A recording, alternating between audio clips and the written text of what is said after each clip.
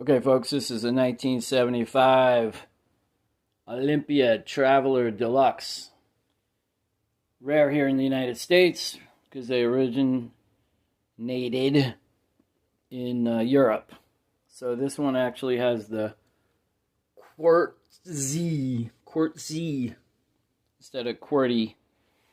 But I got this for $60 off of Facebook, and we expect to get close to 300 for it on Etsy.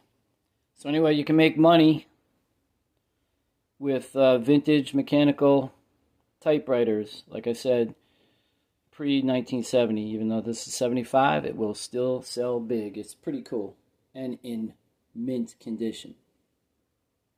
Hey, subscribe, folks. We're going to do really cool stuff on this channel. Bye.